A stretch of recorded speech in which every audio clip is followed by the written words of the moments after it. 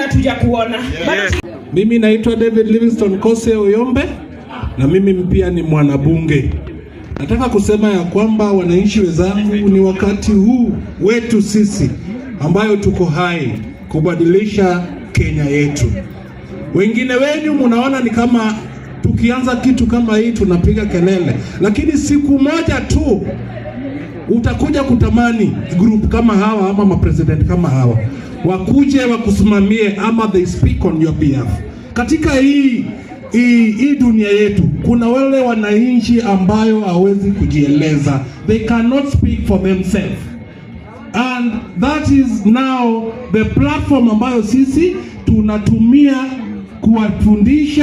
kuwafundisha constitution hiyo maneno yote. Nataka kusema ya kwamba mimi nasimama ubunge katika Kibra. Mimi nataka nyinyi ndiyo mutembea na mimi. Mimi sina pesa ambayo nitakuwa nawapatia. Nataka nyinyi ndiyo mkuwe mutanichangia na mimi niende na nichukue hiyo nafasi, sababu kuna inequality katika resource distribution. Kuna vitu mingi ambayo tunaona katika hii Kibra yetu, lazima tushikane pamoja na sauti moja ili tubadilishe. Nataka kuongea na national president na wale presidents ambao wako hapa. Hii ni bunge ambayo inazaliwa mpya na ni bunge ambayo hazina vitu mingi. Mimi ningependa wewe kama national president, mimi niliona ukisoniwa in na week ambayo sijui kama yule alikuwa lawyer Bonoko ama yule alikuwa lawyer advocate ambayo ako registered, but niliona ukiwa unakusoniwa in na pale election niliona wakati ulikuwa mnafanya. Sasa sijui sababu sisi Wajaluo pia ni wakora, labda mlifanya election ambayo sijui, ama mjukuu bunduki babo ako na beef pamoja na kimbi hao ndio wako na beef na wewe, mimi siwezi jua. But what I know, wewe saa hii ndio national president ya bunge zote ambazo ziko Kenya.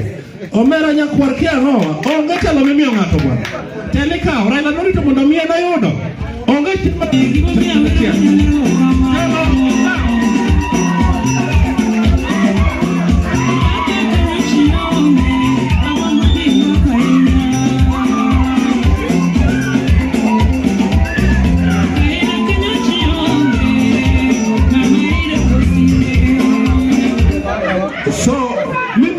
kuomba kama president international hapa, tunahitaji tent kama hiyo, tunahitaji viti. Hizi viti zote ni za kanisa, tumeomba hizi viti kwa kanisa.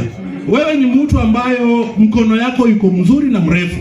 Nataka saa hii katika tunataka tent, tunataka viti, tunataka cameras. Unaona tumeita tu Edgar atusaidie. Ile kitu utatusaidia nayo leo, sisi kama wanabunge tutashukuru.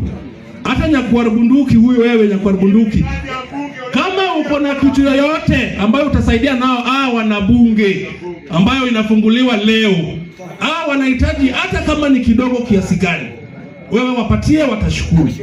Hawa ni wanabunge ambayo wamekuja pamoja kuchange the society na community ya Sawa.